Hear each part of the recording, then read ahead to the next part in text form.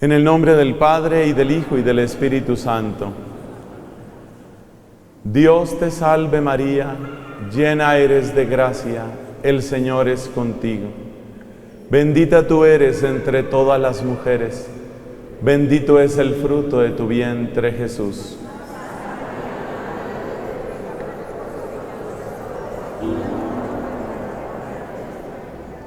En el nombre del Padre, y del Hijo, y del Espíritu Santo. Amén. Por favor, siéntense. Estamos con nuestro retiro espiritual en estas festividades de la Virgen María en su advocación de la Cueva Santa. Y veíamos en nuestra predicación anterior que María es espejo de vida cristiana y que especialmente hay un pasaje de la Biblia donde se ven maravillosamente, divinamente reflejados el amor a Dios y el amor al prójimo. Porque precisamente la vida cristiana consiste en eso, en el amor a Dios y el amor al prójimo.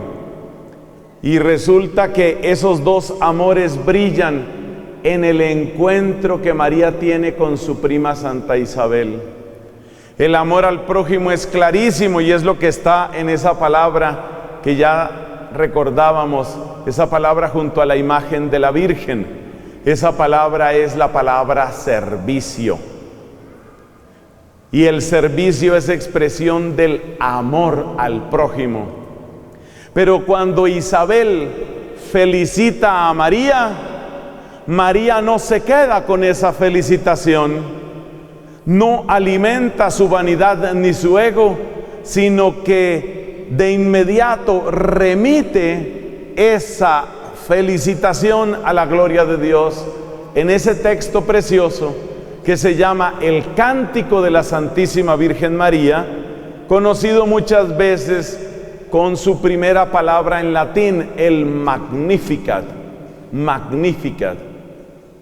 Así que María, espejo de vida cristiana, María, aquella que refleja de un modo maravilloso el amor a Dios y el amor al prójimo, María, que en ese sentido es la expresión de la gracia misma del Evangelio. Esa fue nuestra primera predicación. Ahora, ¿qué vamos a comentar?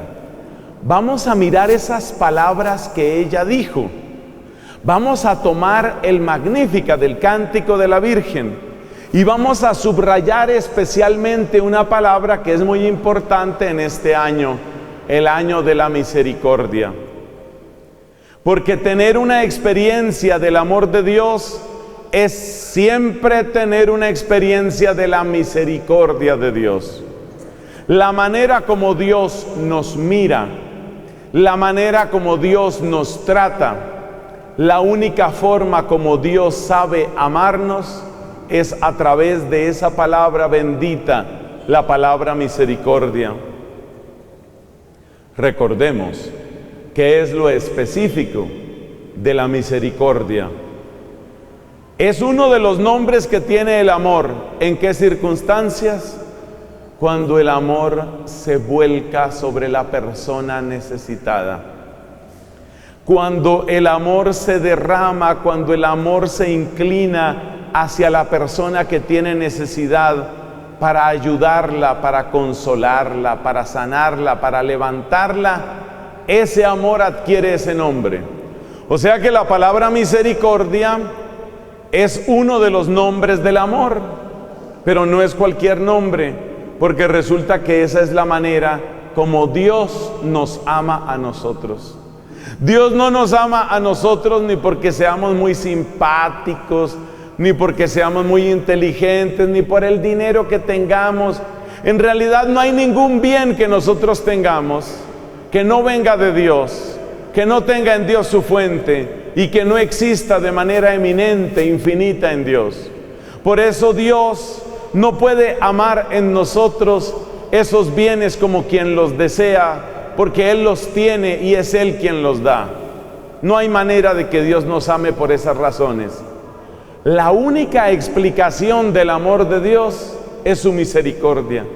La única explicación del amor de Dios es que Él ha querido compadecerse de nosotros.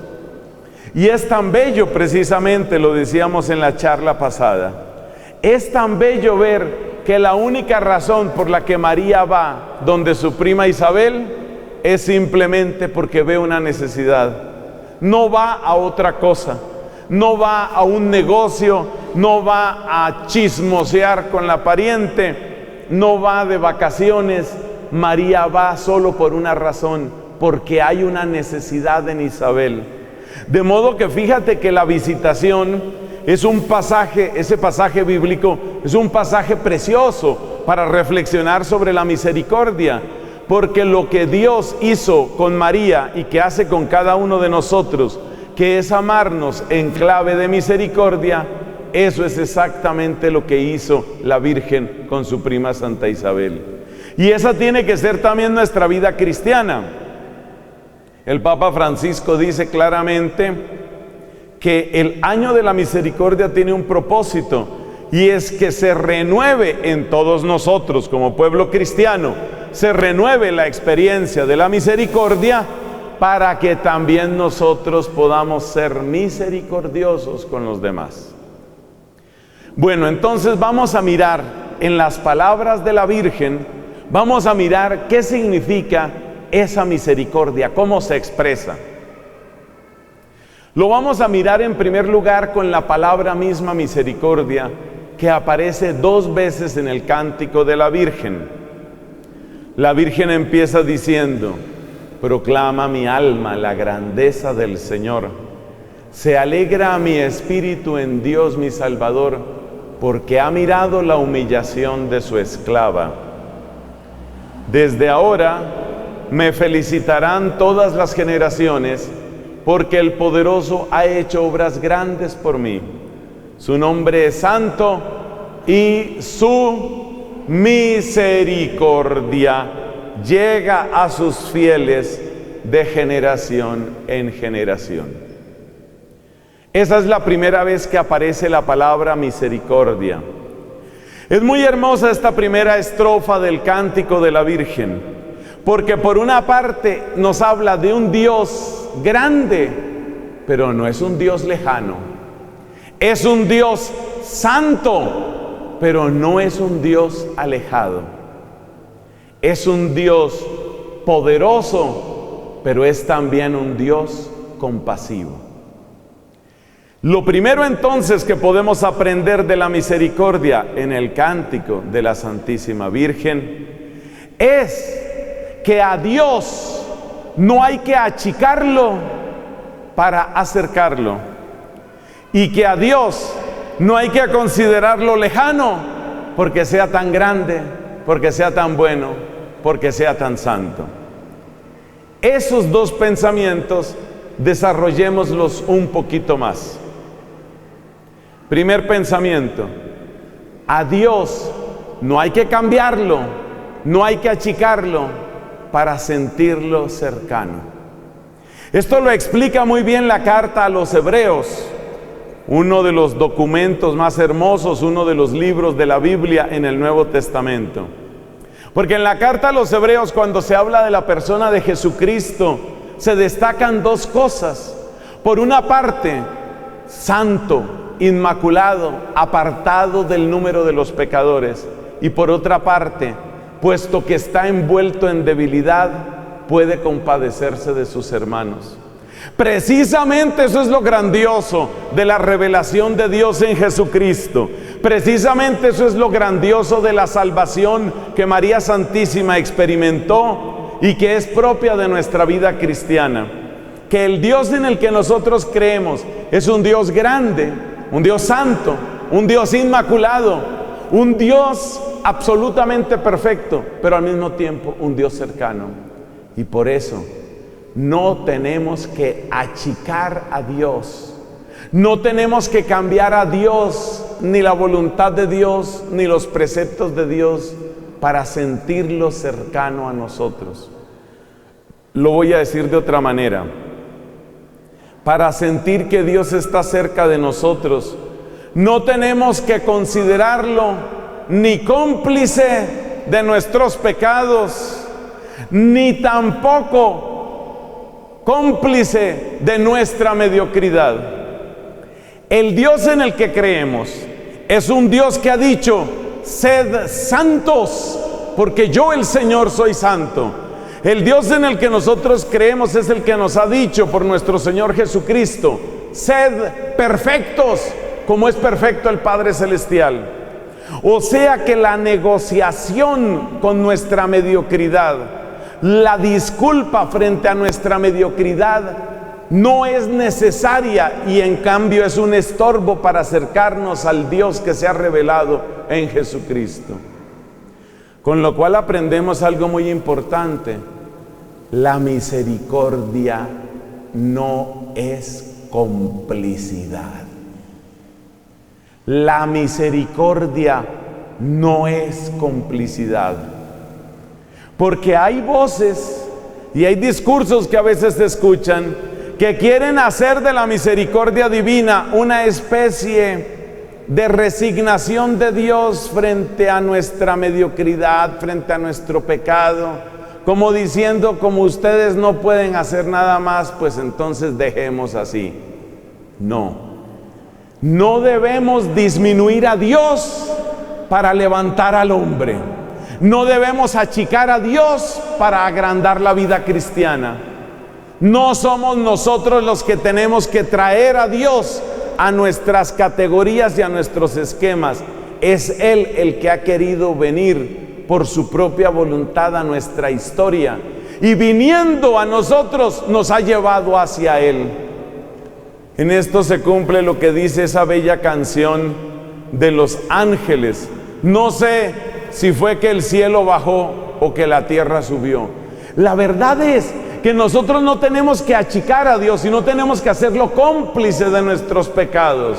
La verdad es que el Dios que se ha hecho cercano sigue siendo el Dios santo, sigue siendo el Dios bello y sigue siendo el Dios altísimo. Y es muy peligroso achicar a Dios.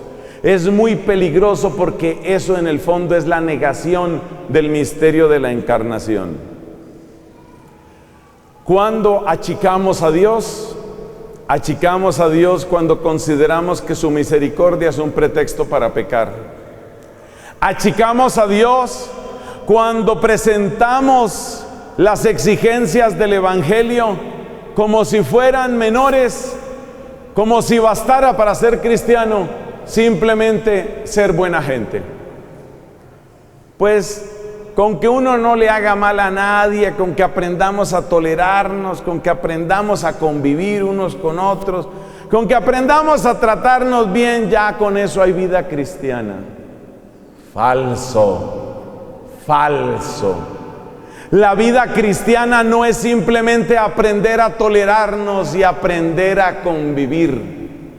Para aprender a tolerarnos y aprender a convivir no era necesario que naciera en el pesebre, no era necesario que viviera en la humildad de Nazaret, y sobre todo no era necesario que entregara sus días y sus noches a la caridad y a la oración, ni mucho menos era necesario que extendiendo sus brazos en la cruz con la piel rota se convirtiera en un manantial de sangre para cada uno de nosotros y para el perdón de nuestros pecados. La vida cristiana no es un buenismo. La vida cristiana no es simplemente portarnos relativamente bien y aprender a aceptarnos y aprender a querernos unos a otros y aprender a tolerarnos. Eso es el subsuelo del subsuelo de la vida cristiana. La vida cristiana es llamado a la unión viva con el Dios vivo. La vida cristiana es la experiencia de la gracia del Espíritu que hace que nosotros, cada uno de nosotros, experimente fuerza de perdón, fuerza de transformación y experimente la vida según Dios. La vida cristiana no consiste simplemente en un código de comportamiento social. La vida cristiana no es únicamente una norma ética, lo dijo muchas veces el Papa Benedicto en su momento. Entonces hay que tener cuidado con achicar a Dios. Achicar a Dios es convertirlo en cómplice de nuestra mediocridad. es decir que el pecado en el fondo no importa, es decir que en realidad no hay que prepararse tanto para los sacramentos, es decirle a Dios que finalmente, pues eso nadie se condenará, porque es imposible que alguien se condene. La verdad es que no lo sabemos. La verdad es que nosotros no sabemos si alguien se condena o no se condena. A nosotros no nos toca decir eso, pero precisamente porque no nos toca decir eso, nadie puede asegurarle ni a usted ni a mí que es verdad que nadie se va a condenar. Eso no se puede decir. Y cualquier predicación que pretenda suprimir la posibilidad real del infierno como condenación eterna es un modo de achicar a Dios y es un modo de negar el mensaje de la Biblia. Ciertamente no me corresponde a mí, Dios me libre, ni le corresponde al Papa, ni le corresponde a nadie decir quién se ha condenado o si alguien se ha condenado. Eso no nos toca decirlo a nosotros. Pero precisamente como no podemos asegurar, ni debemos asegurar que alguien se haya condenado, tampoco podemos asegurar que nadie se ha condenado o que nadie se va a condenar. Hay que dejar a Dios ser Dios. Nosotros no tenemos que achicar a Dios. No tenemos que reducirlo a nuestras categorías de convivencia social, como si ese fuera todo el mensaje del Evangelio. Entonces esa es la primera parte. No vamos a achicar a Dios. ¿Para qué soy cristiano? No es simplemente para ser buen ciudadano. Hay muchos masones, ustedes saben que la masonería es incompatible con la Iglesia Católica. Hay muchos masones que, mirando las cosas a ras de tierra, son buenos ciudadanos. No ensucian las calles, no andan por ahí matando ni secuestrando. Diríamos que son buenos ciudadanos. No, los ateos también pueden ser buenos ciudadanos. Los musulmanes pueden ser buenos ciudadanos. Yo no soy cristiano simplemente para ser un buen ciudadano y para aprender a convivir en sociedad. Yo soy cristiano porque hay alguien que me ha amado hasta el extremo. Yo soy cristiano porque el valor de esa sangre, porque el poder de ese espíritu ha cambiado mi vida. Por eso soy cristiano. Y por consiguiente, ese torrente de amor, ese torrente de vida que ha llegado a mí, tiene que dar fruto en mí. Esta es la gran bendición de conocer las vidas de los santos, empezando por la vida de la Santísima Virgen María. Precisamente lo que nos enseñan los santos es que la vida cristiana no es solamente ni simplemente ser buenos ciudadanos y acostumbrarnos a convivir. No es solamente eso. Bueno, no vamos a reducir a Dios, no vamos a hacerlo cómplice de nuestra mediocridad, no vamos a considerar que la vida cristiana es simplemente convivencia pacífica, pacto social, o como decían los pensadores de la Ilustración, un contrato social. La vida cristiana no es solamente eso, es la vida de los hijos de Dios. Bueno, ahí nos queda ese primer punto. No reduzcamos a Dios, el Dios santo, el Dios grande, el Dios purísimo y altísimo es el que ha llegado a nosotros. Por su compasión Él ha bajado hasta nosotros, pero nosotros no podemos ni debemos achicarlo a Él. Segundo, dice María Santísima, su misericordia se derrama sobre sus fieles de generación en generación. Eso quiere decir que este mismo Dios perfectísimo y altísimo nos conoce, nos acepta, nos abraza, así como somos. Ese es el único lenguaje de Dios en la historia humana. Y es muy importante que uno sienta que ese Dios, sin dejar de ser perfecto, conoce nuestra imperfección. Sin dejar de ser santo, nos conoce como pecadores. Sin dejar de ser altísimo, tiene ojos para reconocer nuestra bajeza. Eso parece una contradicción. Parece una contradicción que el Dios que es tan grande se preocupe de nuestra pequeñez y que el Dios que es tan santo dedique no solamente su bondad, sino hasta llegue al extremo de entregar a su propio Hijo por nosotros. Eso parece una exageración, eso parece inexplicable, pero en la paradoja de un Dios que no nos necesita, pero que sí nos busca, en la aparente contradicción de un Dios que es tan alto, pero que se agacha, y de un Dios que es tan santo, pero que da a su Hijo por los pecadores, ahí está la revelación misma de su gracia, la revelación misma de su amor. Y hoy, predicando así sobre la misericordia, tenemos que llegar a una conclusión, y esa conclusión es: cada vez que yo le pregunto a Dios ¿por qué?, Él me da una sola respuesta, una sola y misma respuesta: porque te amo, porque te amo, porque te he amado, porque te amaré siempre. La única respuesta para entender que este Dios grande llegue a nosotros y que este Dios santo no se olvide de nosotros los pecadores, la única respuesta, la única, es ese amor. Y ese amor, cuando cae sobre nosotros sin nosotros merecerlo, tiene un nombre bellísimo. Se llama gracia. Dios derrama su gracia sobre nosotros. ¿Qué es la gracia? La gracia es el nombre del amor sobreabundante por el que Dios se dona a sí mismo sin otra explicación que su propio amor. Como decía tan bellamente San Bernardo de Claraval, el amor no necesita otra explicación más allá de sí mismo. Yo amo y en el amor tengo la explicación de por qué amo. Entonces, la misericordia divina, la manera como Dios nos ama, es la que derrama sobre nosotros esa gracia.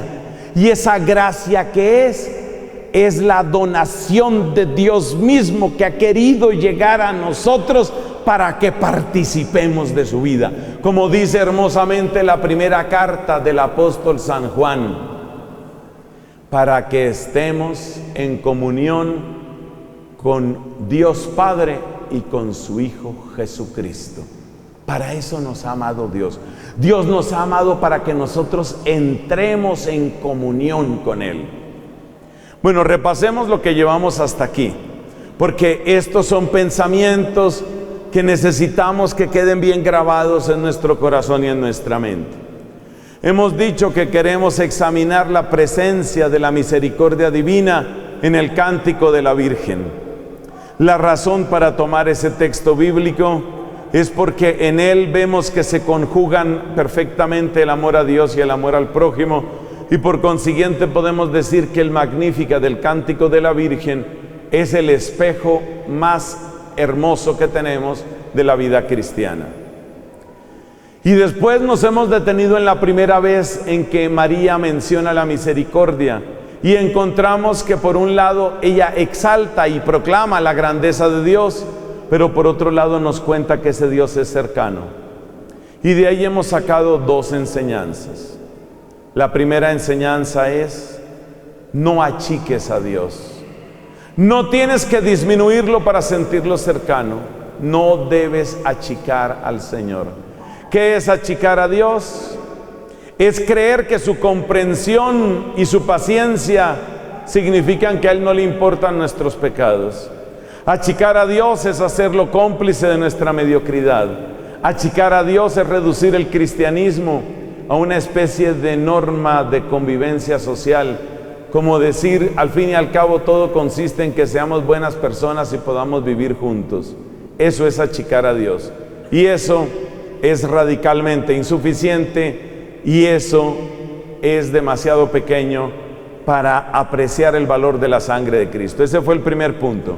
Y el segundo punto es en la aparente contradicción entre ese Dios grande que se baja a nosotros los chiquitos, y ese Dios santo que no siente asco de nosotros los pecadores, está la revelación más pura de la clase de amor que Él nos tiene.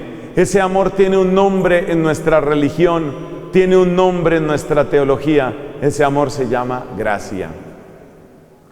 Cuando usted acepta esa gracia, avanzamos entonces. Cuando usted acepta esa gracia, cuando usted se deja amar por ese Dios, cuando usted recibe ese amor de Dios, cuando usted lo acoge, ¿qué pasa dentro de usted? Cuando usted se siente amado de esa manera y cuando usted recibe ese amor, ¿qué sucede dentro de usted? Esa es la verdadera vida divina, que antes dijimos que no se reduce simplemente a un saber convivir. Es mucho más que eso. Bueno, respondamos. ¿Qué es lo que trae esa vida divina? Esa vida divina, esa vida de la gracia en nosotros, trae muchos frutos, muchos. Y yo quiero recordar en este momento 5 de esos frutos que trae la gracia, es decir, la acogida del amor de Dios. ¿Yo cómo te describo esto? Con la muerte de Jesucristo ha venido sobre el mundo un diluvio de ese amor de gracia, ese amor gratuito, ese amor bendito. Y aquellos que lo reciben, según dice el Evangelio, según San Juan en el capítulo 1, esos son los hijos de Dios. A aquellos que le recibieron les dio potestad de ser hijos de Dios. 5 obras maravillosas, 5 de las que hace esta gracia divina. En primer lugar, puesto que el ser humano tiene un anhelo incontenible, un anhelo, podríamos decir, insaciable de felicidad, de verdad, de belleza, el que no conoce a Dios termina agarrado de alguna forma de idolatría. El corazón humano está hecho para el infinito. El corazón humano está hecho para lo que no se puede medir. Por eso nosotros queremos una felicidad sin límites, una belleza sin límites, una verdad sin límites. Pero la persona que no conoce a Dios, la persona que no ha recibido esta experiencia de la gracia, entonces sigue teniendo esa necesidad de infinito, pero como no conoce a Dios, lo busca saciar esa necesidad donde no se puede, donde hay engaño, donde hay mentira, y esa es la caída en la idolatría. Así, por ejemplo, la persona puede buscar su felicidad acumulando dinero. Voy a acumular dinero, porque considera que si un poquito de dinero le dio un poquito de felicidad, entonces muchísimo dinero le dará muchísima felicidad, infinito dinero le dará infinita felicidad. Es un error, es un engaño. Ustedes saben que muchos de los narcotraficantes que tristemente ha tenido nuestro país empezaron a ganar cantidades fabulosas de dinero. Algunos de ellos llenaban barriles. Imagínate el tamaño de un barril. Llenaban barriles de billetes. ¿Cuánto dinero cabe en un barril, en un tanque de este tamaño? ¿Cuánto dinero cabe ahí? ¿Te vas a comer ese dinero? ¿Vas a comprar cuántos zapatos, cuántos automóviles? ¿Para qué te sirve ese dinero? Es absurdo ese dinero. Ese dinero lo único que ha hecho es destruirte a ti, destruir a los drogadictos, destruir tu familia, destruir tu paz, hasta destruir tu vida. Pero la persona obsesionada con ese infinito es esclava de ese dinero. ¿Qué es lo que hace la gracia divina? El amor de Dios, esa misericordia que cae sobre ti, esa misericordia que la Virgen canta, su misericordia llega a sus fieles de generación en generación. Esa experiencia del amor de Dios restituye la claridad de tu inteligencia para que puedas darle las prioridades a tu vida. El dinero es importante, pero yo no voy a poner el dinero por encima de mi salud, ni por encima de mi paz, ni por encima de mi familia, ni por encima de mi honor, ni por encima de Dios, porque el dinero no será mi Dios. ¿Qué es lo que hace la gracia divina? ¿Cuál es la transformación que trae a tu vida? Son 5 puntos los que estamos mencionando. El primero, ¿cuál es? Te devuelve la libertad frente a los ídolos. Aquel que se deja amar de Dios ya no es esclavo de ese dinero. Míralo, por ejemplo, en la Biblia, en el capítulo 19 del Evangelio según San Lucas, encontramos a un hombre que fue esclavo del dinero, esclavo. Su nombre, Zaqueo, escrito con Z, Zaqueo, esclavo del dinero, hacer más dinero, quitarle dinero al que no puede defenderse, amasar un imperio. ¿Qué le pasó a Zaqueo? Nuestro Señor Jesucristo llegó a su casa. El amor de Dios llegó a su casa. La gracia de Dios llegó a su corazón. ¿Y qué pasó con Zaqueo? Mira el lenguaje de Zaqueo. Señor, si le he quitado algo a alguien, le voy a devolver 4 veces. Y desde ya, la mitad de mis bienes es para los pobres. El que era adicto al dinero, el que era idólatra, ¿cómo cambió? Con el amor de Cristo. Porque el que se siente así amado por Cristo, siente en su corazón una riqueza que le hace libre de estas riquezas parciales. La luz de la gracia te da la manera de valorar las cosas en su justa medida. La luz de la gracia rompe la cadena de la idolatría que tenías.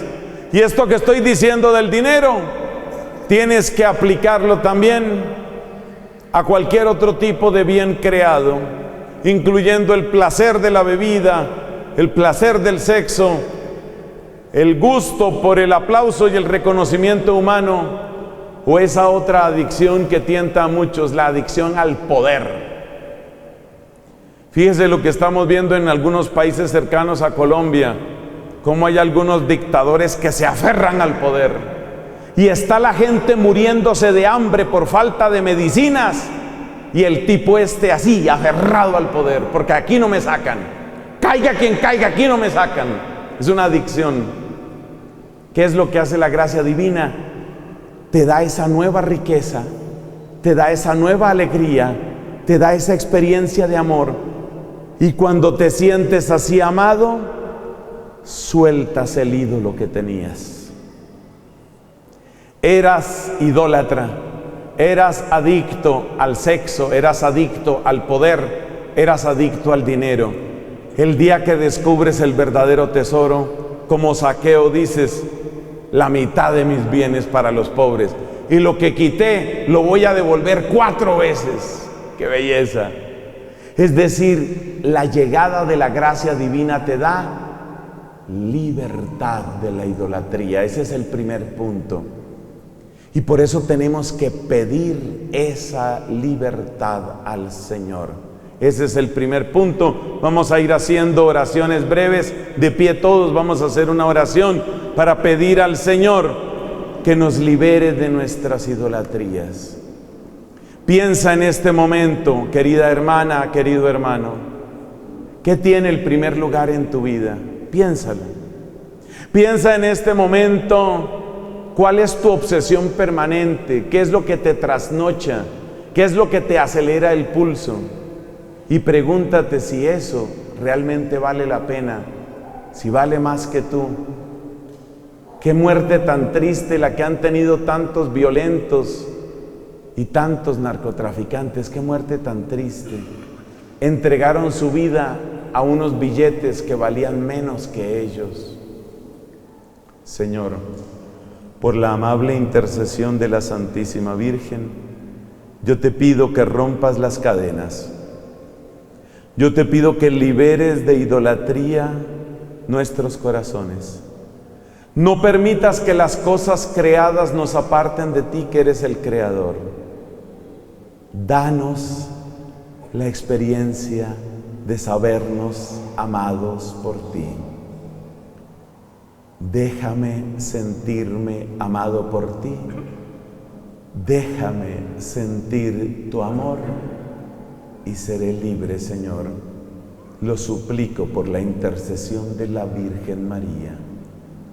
Santa María, Madre de Dios, ruega por nosotros pecadores, ahora y en la hora de nuestra muerte. Amén. Vamos a hacer varias de estas oracioncitas. Entonces recuerde repetir conmigo. A ver, digamos juntos esa parte. Santa María, Madre de Dios, ruega por nosotros pecadores, ahora y en la hora de nuestra muerte. Amén. Puede sentarse. Entonces fíjese, el primero, son 5 puntos. El primer punto, ¿cuál es? La experiencia de la gracia divina me libera de idolatría, porque ya conocí lo que sí vale la pena. Ya conocí cuál es la verdadera riqueza. Luego ya no soy esclavo simplemente de los bienes o la plata o las riquezas de este mundo. Ese es el primer punto. Pasemos al segundo punto. ¿Qué otra obra hace la gracia divina en nosotros? Pensemos cuántas barbaridades y cuántos errores comete la gente por sentirse amado. Por sentirse amado. Como sacerdote uno sufre al escuchar las historias de algunas personas. ¿Y usted por qué se casó con ese hombre? Pues yo la verdad no era que lo quisiera tanto, sino que yo era como huyendo de la casa. En mi casa había mucha violencia, en mi casa había mucha escasez.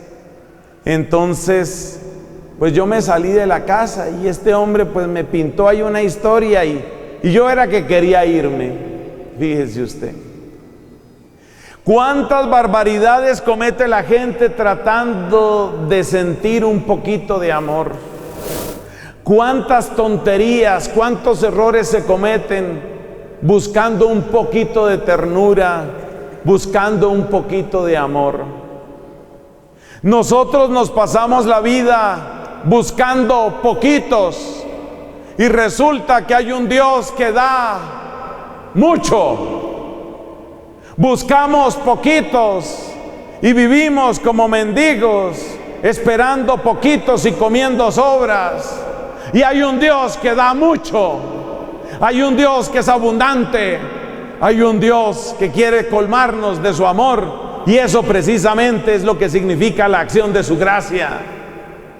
La acción de su gracia es esa precisamente. Que tú puedas sentir en tu corazón el amor divino. Eso es lo que hacemos cuando invocamos al Espíritu Santo.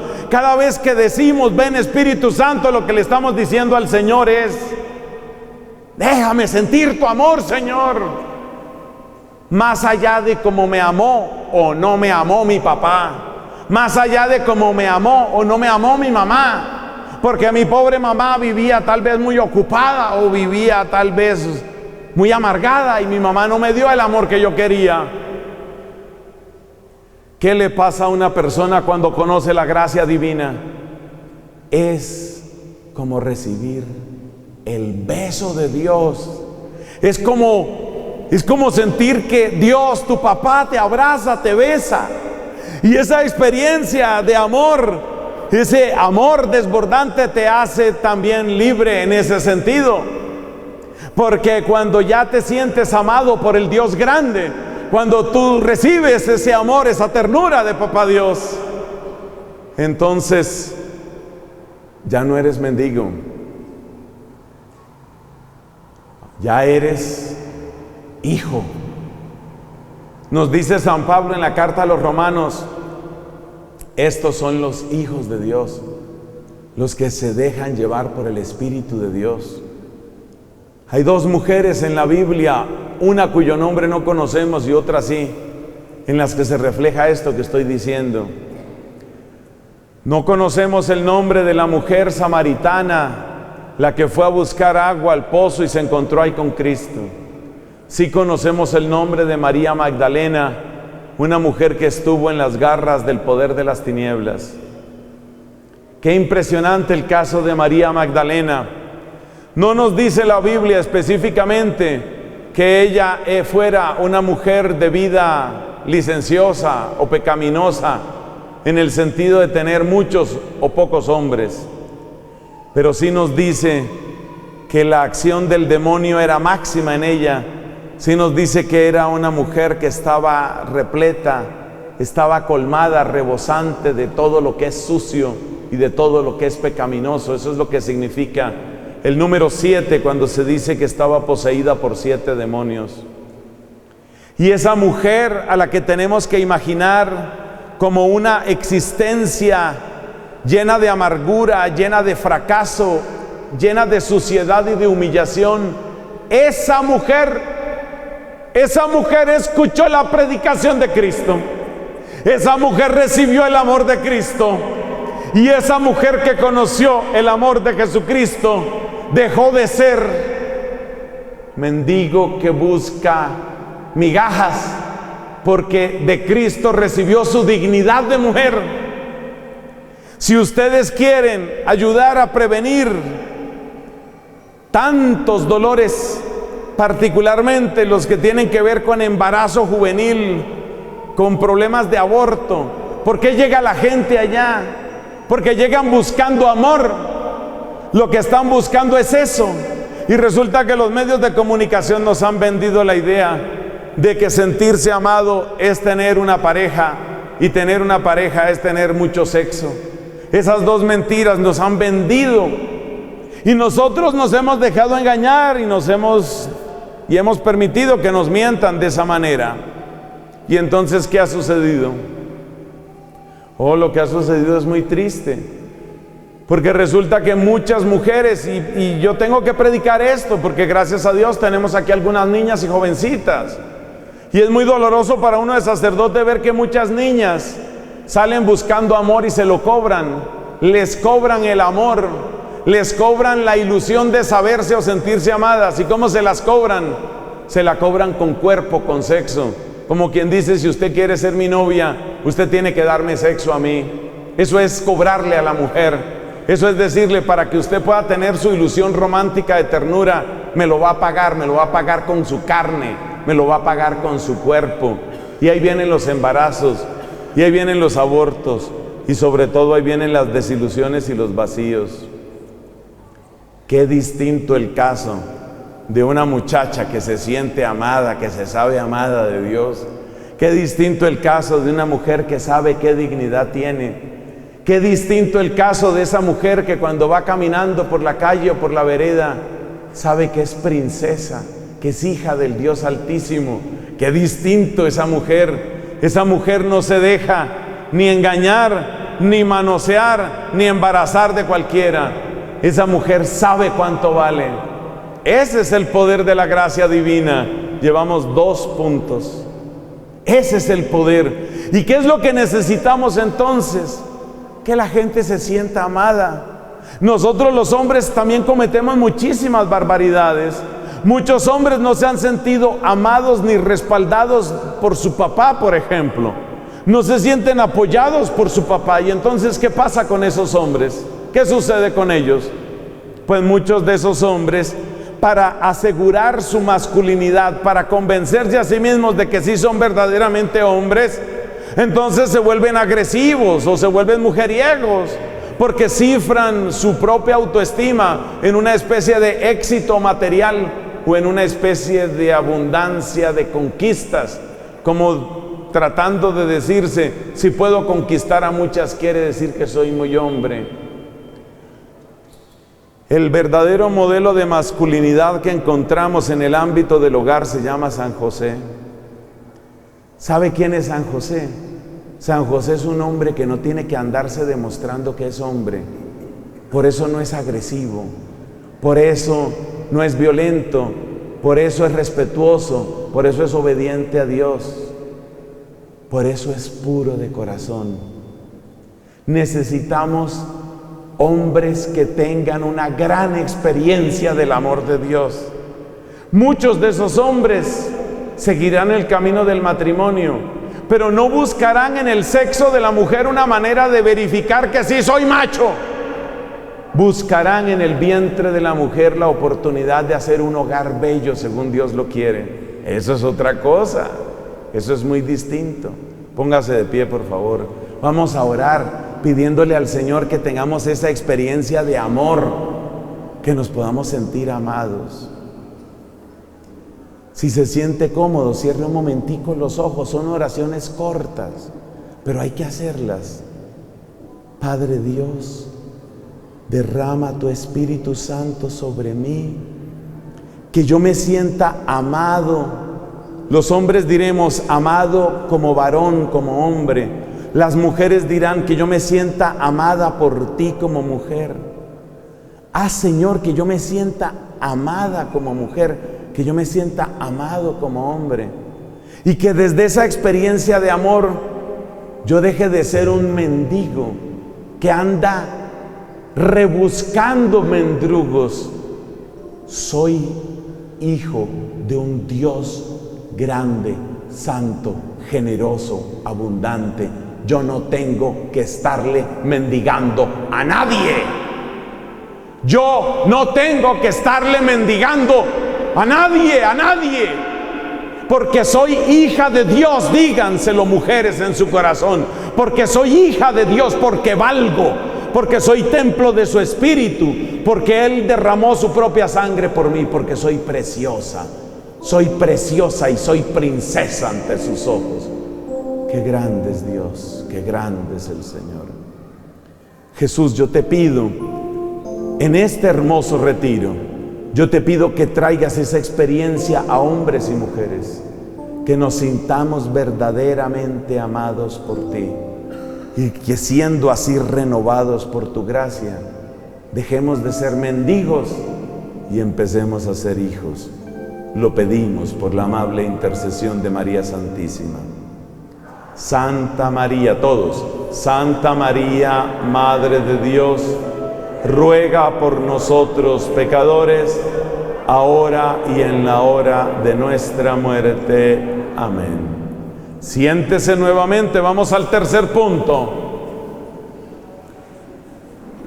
Cuando una persona está obsesionada con las cosas de esta tierra, ¿cómo mira a los demás? Como enemigos. Si yo lo único que quiero conseguir es plata, si eso es lo único que me interesa, y yo tengo un negocio, me voy a inventar, supongamos, tengo una ferretería, y lo que quiero es hacer plata con mi ferretería, y resulta que a la misma ciudad donde yo vivo, o al mismo pueblo, a otro vecino se le ocurre poner otra ferretería. Si mi única obsesión es el dinero, ¿yo cómo voy a mirar ese otro negocio? Como un enemigo. Me llegó la competencia. Ahora el desgraciado ese me va a quitar los clientes. Ahora quién sabe con qué va a salir y entonces voy a perder mi plata. El que vive en la idolatría, es que todo empieza en la idolatría, hermanos, todo empieza ahí, todas las desgracias empiezan cuando le quitamos a Dios su puesto, que solamente puede ser el primero. El que vive en la idolatría, ¿cómo mira a la otra persona? Como un enemigo, como una competencia, y no va a querer que prospere. Llegó el de la otra ferretería, que le vaya mal. Y si resulta que esta es una persona que no tiene a Dios en su corazón, va a llegar incluso a los extremos, esos extremos venenosos de la gente que incluso busca maleficios. A ver, contráteme un brujo para echarles una maldición a ver si les va bien mal, para que entonces yo salgo adelante. ¿Ve? Esa es la locura. Esa persona no tiene verdaderamente ni amigos ni hermanos.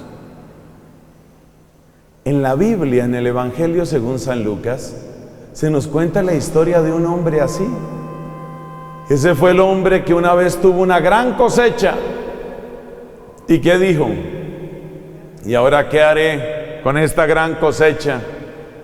Pues voy a derribar estos graneros y voy a construir otros más grandes. Y cuando ya todo esté construido y estén repletos mis graneros, entonces me voy a tumbar y voy a decir: descansa, alma mía, tienes bienes acumulados para muchos años. Y en todo ese relato, este tipo no piensa en nadie. Él no tiene hermanos, él no ve a los pobres, él no conoce la necesidad de nadie, a él no le importa a nadie. Pero el problema de la persona a la que no le importa a nadie es que esa persona tampoco le importa a nadie. Ese es el problema. Entonces fíjate que uno se va volviendo egoísta, y a medida que uno se va volviendo egoísta, se va volviendo desconfiado, se va volviendo envidioso, y va empezando a desear a toda costa el fracaso de los demás. ¿Y en qué consiste una sociedad de individualistas? Una sociedad de individualistas es una sociedad de enemigos. Que le vaya mal a mi vecino, que le vaya mal al otro, que no prospere este, y ellos deseándome lo mismo a mí. Con razón un filósofo ateo llamado Jean-Paul Sartre, claro, es la única conclusión que puede tener un ateo. Con razón un filósofo ateo, ese Sartre, decía: el infierno son los otros. Es el único pensamiento que puede tener un ateo si es coherente. Claro que el infierno son los otros, porque a medida que yo me concentro únicamente en ganar lo mío, y en la medida en que únicamente me interesa mi vida, lo que no me produzca un bien a mí no me interesa, y lo que vaya a quitar mis ganancias no me interesa.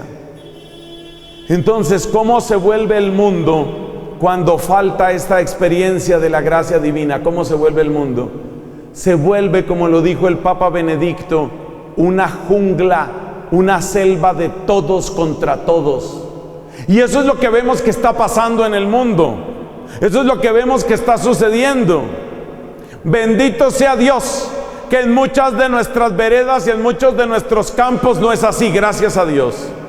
Gracias a Dios, y yo lo sé porque ya he venido varias veces a estas tierras benditas de Gachantibá, y yo he sabido que hay mucho vecino que sabe ser solidario, y sabe ser buen vecino, y sabe ser buen amigo de sus amigos. Que Dios los bendiga y que les conserve eso. Pero dése cuenta que en muchos sitios a donde uno va, todo eso ya se ha perdido, porque se ha perdido también a Dios. Entonces, cuando no se tiene a Dios en el corazón, ¿qué es lo que sienten muchos estudiantes universitarios? Tienen compañeros, ¿no? Ahí en la clase, tienen compañeros en el salón, pero mi compañero de hoy es mi enemigo de mañana. Este es el que se va a quedar con el contrato, o sea que yo tengo que vencerlo a él. Entonces ese es mi enemigo, esa es mi competencia. Y un mundo de enemigos es un mundo de aduladores, y es un mundo de tramposos, es un mundo de engañadores, porque es el único mundo posible cuando cada uno está concentrado en lo suyo. Pero cuando llega Cristo,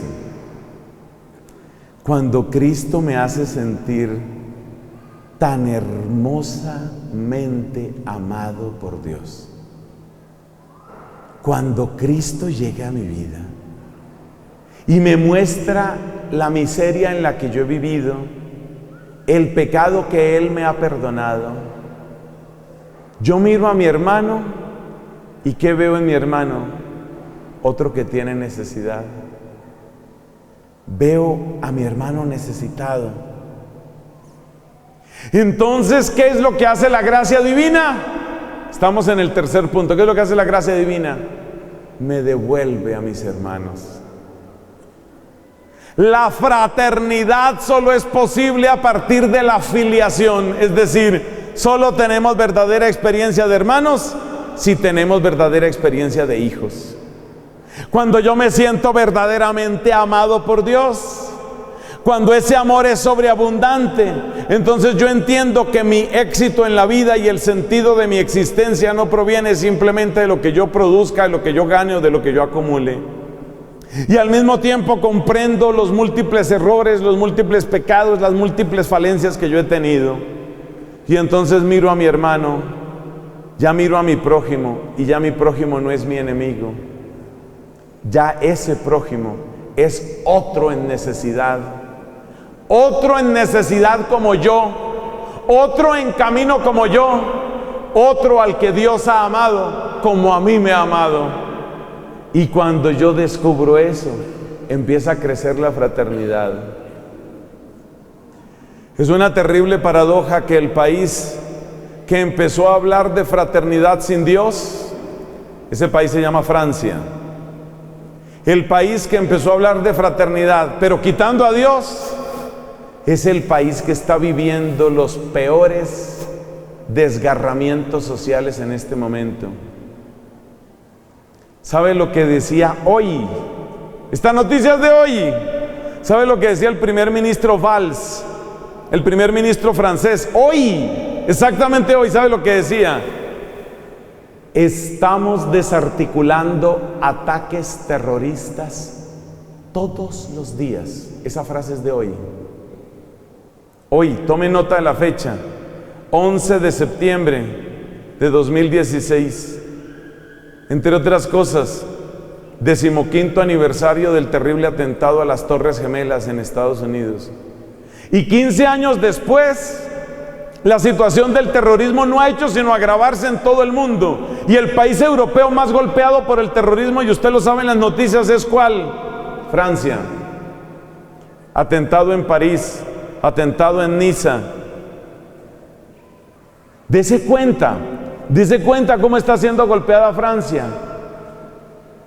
Y resulta, son las ironías de la vida. ¿Cuál fue el país que empezó a predicar la fraternidad? Ese era de los lemas de la Revolución Francesa, pero era un lema de una fraternidad sin papá, una fraternidad sin Dios. ¿Y en dónde queda? ¿En dónde queda una fraternidad sin hijos? Una fraternidad sin filiación. ¿Cómo podemos ser hermanos si no nos reconocemos hijos? No es posible. El país que proclamó una fraternidad sin hijos, ese país que negó a Dios para afirmar la fraternidad, es el país que hoy dice por boca de su primer ministro: todos los días estamos desarticulando ataques terroristas. Busque las noticias, no me estoy inventando nada. Primer ministro Valls, 11 de septiembre de 2016. La sociedad que pretendió crear una fraternidad sin Dios está desgarrada por múltiples ataques. Si no hay la experiencia de un Dios que me ama, ¿a mí qué me une con usted? Usted en lo suyo, yo en lo mío, no se meta conmigo. O espérese, más bien yo me meto con usted, quítese de ahí. Es que no puede haber fraternidad. No puede haber fraternidad si no nos reconocemos todos deudores de un mismo amor. ¿Y quién es el único que nos ha amado a todos hasta el extremo? Se llama Jesucristo. Póngase de pie, por favor. Vamos a orar. Vamos a orar una vez más. Padre Dios, devuélvenos la experiencia bellísima, dulcísima de ser tus hijos. Devuélvenos la experiencia de sabernos amados por ti, porque solo así podremos ser hermanos. Señor, no podemos creer, no queremos creer en una fraternidad atea, una fraternidad que no proclame la grandeza de Dios. Es una mentira. Y Francia lo está demostrando hoy. Liberté, fraternité, égalité. ¿De qué sirven esas palabras? Son palabras traidoras, son palabras estúpidas. Si no hay un Dios, si no hay un Dios, Padre Dios, regálanos. No mires nuestros pecados, sino la fe de tu iglesia. Concédenos la experiencia de sabernos amados, para que aprendamos a reconocernos todos necesitados, para que el vecino pueda ver en su vecino a un hermano, para que podamos reconocernos todos miembros de una misma sociedad y de un mismo camino. Solo tú puedes hacerlo, Señor. Solo tú, Padre Dios. Digamos juntos la oración de los hijos de Dios, pidiéndole a Cristo que a todos nos regale la experiencia de ser hijos para poder ser verdaderamente hermanos. Todos. Padre nuestro, en el cielo, santificado sea tu nombre. Venga a nosotros tu reino. Hágase tu voluntad en la tierra como en el cielo. Danos hoy nuestro pan de cada día. Perdona nuestras ofensas como también nosotros perdonamos a los que nos ofenden. No nos dejes caer en tentación, líbranos del mal. Siéntense, por favor. Llevamos 3 puntos. El primer punto es Dios nos libera de la idolatría. El segundo punto es ya no soy mendigo de amor porque ya descubrí quién me ama verdaderamente. El tercer punto es volvemos a ser genuinamente hermanos porque nos reconocemos hijos de un mismo Padre. Llevamos 3 puntos, vamos al punto número 4. Tenemos que hacernos una pregunta inevitable tarde o temprano en la vida. ¿Para qué? ¿Para qué me esfuerzo? ¿Para qué peleo? ¿Para qué es la vida? Yo creo que todos o casi todos llegados a la edad adulta tenemos algunas experiencias de decepción. Creo que a la edad que tengo y como sacerdote se lo puedo decir porque uno lo oye mucho. Papás decepcionados de sus hijos. Una vez me decía una señora, yo procuré educar bien a mis hijos, educar bien a mis hijas. No me acuerdo las cifras exactas, pero era algo como esto. Tuve 2 hijos y 3 hijas, decía esta mamá. Y de mis hijas, ninguna salió casada. Y de mis hijos, ninguno salió a casarse. Todos arrejuntados, Padre, con ese dolor que lo decían. Una mujer católica, convencida, que vive su fe. O sea que en la vida hay muchas decepciones. Por cualquier camino que usted entre, pensemos en la vocación de un abogado. La vocación de un abogado es preciosa, preciosa. Porque la vocación del abogado es restablecer la verdad en la sociedad, de manera que el bien reciba su honor y el mal reciba su justo castigo. Esa es la vocación del abogado, en sus diversas expresiones. Es una vocación noble, es una vocación hermosa. Pero hable usted con un abogado que tenga, digo yo, más de 25 años y ya está decepcionado. No, padre, si yo le contara lo que uno ve en los juzgados, uy, padre, usted viera esa fiscalía. Mejor dicho, ni me hable de ese tribunal y los de la corte están todos vendidos. Ese es el lenguaje que uno oye. Ese es el lenguaje que uno oye. Entonces yo creo que todos tenemos decepciones. Los padres de familia tienen decepciones. Los abogados en su profesión tienen decepciones. Los profesores tienen decepciones. Mi papá fue docente. ¿Hasta qué edad? 81 años de edad daba clases todavía mi papá. Todavía está vivo mi viejo, lo quiero tanto. Quería venir a esta misión, finalmente no pudo. Es noble, es hermoso mi papá. Bueno, mi papá docente toda la vida hasta los 81 años. Antes de retirarse, yo hablaba mucho con él sobre el tema de las clases. Él fue profesor de Facultad de Derecho precisamente. ¿Sabe lo que yo notaba? No fue por eso que se retiró, pero cada vez lo notaba más decepcionado. Decepcionado. ¿Y sabe por qué? Porque decía él, estos estudiantes, no sé si serán simplemente los que me tocan a mí, estos estudiantes, lo único que quieren es sacar la nota, pasar el examen, recibir el título y hacer plata. No quieren aprender, no quieren, no les interesa. Incluso en la iglesia uno muchas veces se decepciona. Los sacerdotes a veces decepcionamos, a veces lo que se debe esperar y lo que se puede esperar del sacerdote no es lo que uno encuentra y uno se decepciona. Bueno, no voy a hacer esta historia más larga, hay muchas decepciones en la vida y cada vez que uno se decepciona, uno se hace esta pregunta: ¿de verdad vale la pena esforzarse? Los papás decepcionados de los hijos se preguntan: ¿sí valdrá la pena trabajar uno tanto por esos hijos? Me acuerdo una vez visitando un ancianito, un adulto mayor, dicen ahora, en un hogar de ancianos. Y me decía él, a veces me paso la tarde mirando el celular. Oiga, me hizo llorar el viejito. Me paso la tarde mirando el celular, a ver si será que me llama alguno de los hijos, alguno de los nietos. Y ya por la noche lo apago y lo pongo a cargar. Nadie. Duro. ¿No se acuerdan? Los hijos como si hubieran sido paridos de una piedra. No se acuerdan de nada. No tienen papá, no tienen mamá, no tienen nadie. No son capaces de gastarle una llamada al viejo, al abuelo, al papá, a la mamá. Durísimo. Entonces hay muchas personas que experimentan muchas decepciones fuertes. Y cuando uno experimenta decepción, uno se pregunta, ¿para qué la vida? ¿Para qué tantos esfuerzos? ¿Qué es la gracia de Dios? La gracia de Dios es la experiencia de su amor, y el amor es el que le da sentido a mi esfuerzo.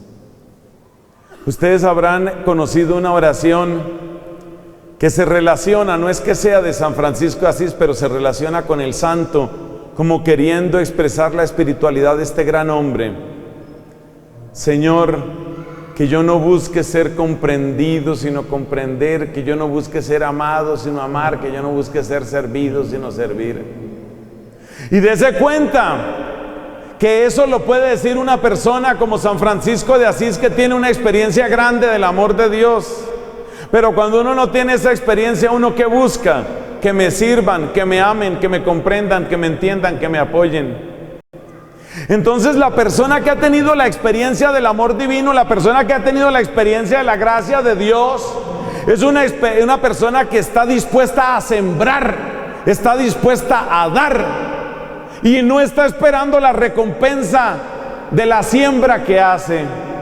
Porque así también dijo Jesucristo: unos sembraron lo que ustedes cosechan. Y en otro lugar entendemos, a otros nos corresponde sembrar y serán otros los que cosecharán. Porque así es la obra del Evangelio. Lo que hace un párroco, por ejemplo, no vaya usted a pensar que todo lo que un párroco siembra lo cosecha. Eso de aquí a un tiempo este párroco se lo llevan. Y él sembró muchas cosas muy buenas, otro las cosechará. Pero si este hombre está lleno de Dios, que así te deseamos, querido Padre, si este hombre está lleno de Dios, él no siembra para comer inmediatamente de su cosecha. Dicho de otra manera, el que conoce los tiempos de Dios no siembra para hoy, siembra para mañana, para pasado mañana y para después de que yo me muera. Qué hermosa la paz de los santos cuando pueden hablar con esa serenidad del tiempo en el que ya se hayan muerto. El fundador de mi comunidad decía, tenía 51 años cuando se estaba muriendo. ¿Y sabe lo que decía Santo Domingo de Guzmán? Decía, no se preocupen, voy a ser más útil desde el cielo. Él sabía que después de muerto venía el fruto grande. Santo Tomás de Aquino, otro santo de mi comunidad, escribió una obra magnífica llamada La Suma Teológica. La escribió en el siglo XIII. Esa obra empezó a ser ampliamente utilizada en la iglesia para la formación de sacerdotes y de muchos en el siglo XVI. Quiere decir que Santo Tomás de Aquino estaba sembrando para 300 años después. Es decir, que la acción del amor de Dios te quita la miopía, te quita el pragmatismo, te quita el afán de cosechar resultados inmediatos. Y el que se quita esa prisa de cosechar resultados inmediatos es el único que es verdaderamente generoso y es el único que deja obras que verdaderamente duren. Por eso necesitamos que el amor de Dios nos permita encontrar el sentido de nuestra vida, no en lo que vemos inmediatamente con nuestros ojos, no en lo que cosechamos inmediatamente en nuestro tiempo. Es indispensable que Dios nuestro Padre nos devuelva la perspectiva para empezar a sembrar para mucho más allá de la muerte, para mucho más allá de nuestro tiempo, porque finalmente nos dice hermosamente el apóstol San Pablo: en vida y en muerte somos del Señor. Entonces el que se siente amado y sostenido por Dios no vive con la angustia de lo inmediato y no quiere cosechar inmediatamente, no le interesa eso. Sabe que el fruto llegará cuando Dios lo quiera hacer brotar. Y esa bendita paciencia es la que hace que podamos escoger las obras que verdaderamente duran. El inmediatismo lo único que hace es exacerbar la propia egolatría y el egoísmo de los otros. Por eso vamos a pedirle a Dios que, dándonos su gracia, nos permita recuperar el verdadero sentido de nuestra existencia. Póngase en pie, que ya vamos al cuarto punto, ya estamos en el cuarto punto. Señor Dios, yo quiero pedirte que traigas con la dulce, con la bendita intercesión de María Santísima, que es sagrario de tu Espíritu, yo quiero pedirte que traigas, Señor, tu unción. Permítenos, Señor, ver nuestra vida un poquito como tú la ves. Permítenos reconocer cuáles son los esfuerzos que valen la pena. Sácanos de la miopía y del inmediatismo en el que vivimos, porque el inmediatismo es el que nos ha hecho oportunistas. El inmediatismo es el que ha hecho que traicionemos nuestros principios más altos tratando de cosechar ventajas tempranas. Sácanos de ese inmediatismo. Permítenos, Señor, afincarnos en tus principios y ser sólidos en el cimiento de tu verdad. Danos la gracia, Señor. Danos el beso de tu amor. Permite que nosotros nos reconozcamos iluminados por ti, guiados por ti, y que así en paz sirvamos tu gloria y sirvamos a nuestros hermanos en el trayecto de nuestra vida. Lo pedimos en la intercesión de la Santísima Virgen. Digamos juntos: Santa María, Madre de Dios, ruega por nosotros pecadores, ahora y en la hora de nuestra muerte. Amén. Siéntense, vamos al quinto y último punto. La Santísima Virgen, hacia la parte final del Magnificat, vuelve a mencionar la palabra misericordia. Dice: auxilia a Israel su siervo, acordándose de su misericordia, como lo había prometido a nuestros padres, en favor de Abraham y su descendencia por siempre. En ese pasaje, que es como la última estrofa del Cántico de la Virgen, ahí está bien expresado, hermosamente expresado, el vínculo que hay entre la misericordia y la fidelidad. El Dios compasivo es también el Dios fiel a sus promesas.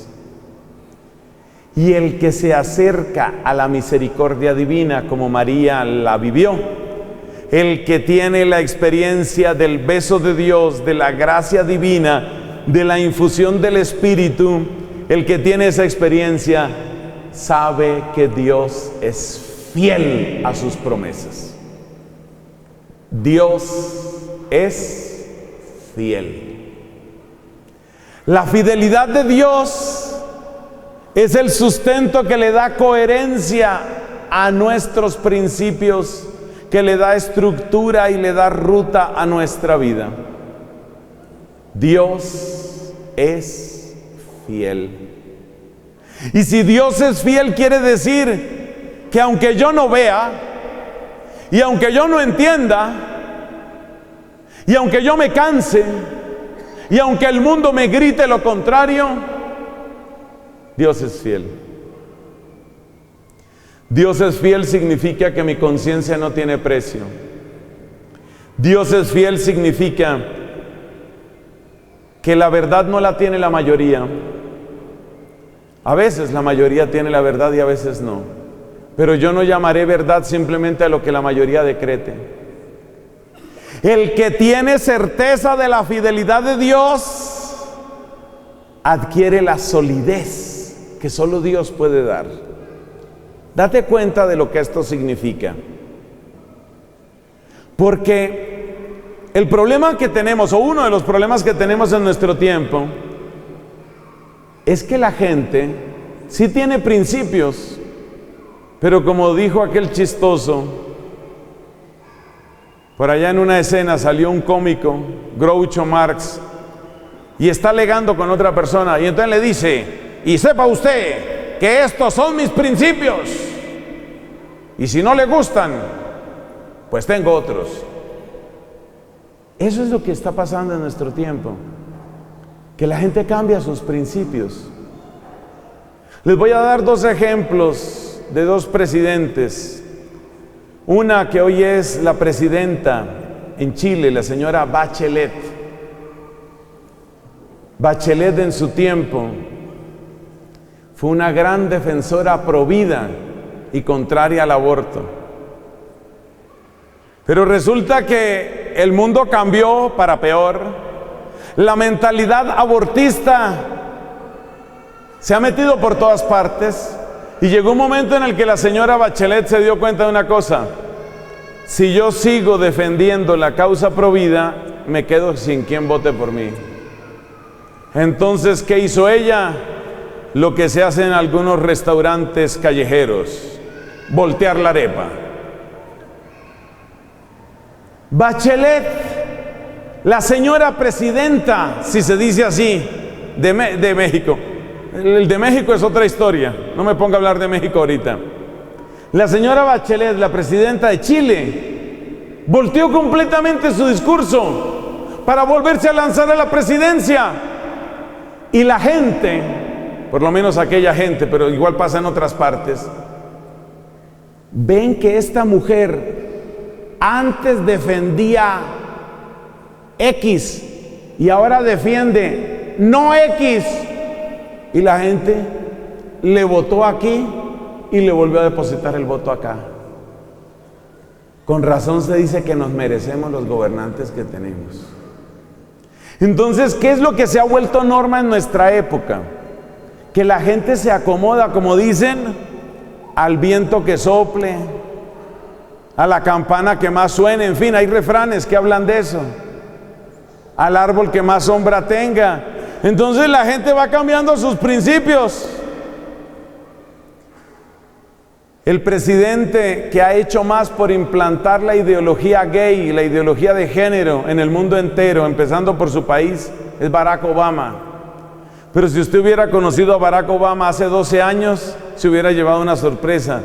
Barack Obama era de los candidatos al Senado de Illinois, y Barack Obama era de los que decía: mi fe, se presentaba como cristiano, mi fe me impide aceptar como matrimonio algo distinto a la unión entre un hombre y una mujer. Ese era Barack Obama. Estaba haciendo campaña para el Senado. Se le acercó un asesor y le dijo: ¿usted es que es pendejo o qué? ¿No se da cuenta lo que le va a pasar si sigue con el discursito ese de hombre y mujer? Ahora la gente va es por lo gay, hermano. A partir del siguiente discurso, ya Barack Obama recapacitó. Eso en mi pueblo se llama volteo la arepa. Y eso es lo que nosotros tenemos. Mire, un muchacho se gradúa de médico y todavía hoy en las facultades de medicina les hacen pronunciar el juramento de Hipócrates, uno de los más famosos médicos de la antigüedad griega. ¿Y qué dice el juramento de Hipócrates? Defender la vida, defender al paciente y defender la salud. Y la persona se gradúa de eso, pero luego descubre que se hace mucha plata practicando abortos. ¿Y qué hace? Voltea la arepa. Entonces toda la medicina que aprendí ahora me sirve para matar fetos. Para eso me sirve. Eso es terrible, eso es terrible. ¿De dónde sacaremos gente que de verdad tenga sus principios y no los esté cambiando la semana entrante por venderse? Fíjese que iba a decir prostituirse, por venderse por unos votos como Barack Obama. ¿Dónde conseguiremos gente que no se venda por unos votos como la señora Bachelet en Chile? ¿Dónde conseguimos esas personas? ¿Quién puede tener esa coherencia y quién puede tener esa fidelidad? solo el que tiene la experiencia de un Dios que es fiel. Cuando uno conoce lo que es un Dios fiel, cuando uno conoce que Dios cumple sus promesas de generación en generación, como dice la Virgen, entonces uno no se vende. Ejemplo de los que no se venden son los mártires. Esos son los que no se venden y los han llevado hasta la muerte. No me vendo. Acuérdese, ya que mencionábamos en esta predicación a San Juan Bautista, o en la anterior, acuérdese de Juan el Bautista. Juan el Bautista le dijo: tú puedes ser el rey, Herodes, estás cometiendo adulterio, tú no puedes vivir con la mujer de tu hermano, estás cometiendo adulterio con tu cuñada. Le dijo eso al rey, y el rey lo mandó a encarcelar. ¿Y qué hizo Juan? Ay, no, pero tampoco era para tanto, pero es que usted sí. No, se mantuvo. Y un día el rey lo mandó decapitar en la cárcel, y Juan no cambió sus principios. No se puede tener un país sano, no se puede tener un verdadero futuro para un país si no es con gente que sea coherente con sus principios. Lo que más nos desespera de los sacerdotes, de los políticos, de los profesores, de los médicos, de nuestros dirigentes y gobernantes, ¿qué es lo que más nos fastidia? Eso, que no son coherentes, que dicen una cosa y terminan haciendo lo contrario. Pues bien, ¿de dónde sacaremos coherencia nosotros? ¿De dónde sacaremos coherencia los seres humanos que somos tan frágiles, que somos tan débiles y que nos cansamos tan fácil? Solo el que esté apoyado en Dios, solo el que conozca el poder de la fidelidad divina. Pongámonos de pies para la última oración. Señor, impregna en nosotros la certeza de tu fidelidad. Danos la experiencia de tu amor que no se contradice. Bien dice el apóstol San Pablo: Dios no fue primero sí y luego no. En Dios todo ha sido sí y amén en Cristo. Esa es la fidelidad que necesitamos. Danos, Señor, esa fidelidad. Danos la experiencia de tu amor que no se cansa. Danos la experiencia de tu perdón que no se cansa. Danos la experiencia de tu verdad que no cambia. Y permite, Señor, que seamos fieles con la fidelidad tuya. Gracias por este momento. Lo entregamos en las manos de la Santísima Virgen, que hoy nos ha predicado sobre tu misericordia y sus preciosos frutos. Santa María, Madre de Dios, ruega por nosotros pecadores, ahora y en la hora de nuestra muerte. Amén. Digamos juntos: gloria al Padre, al Hijo y al Espíritu Santo.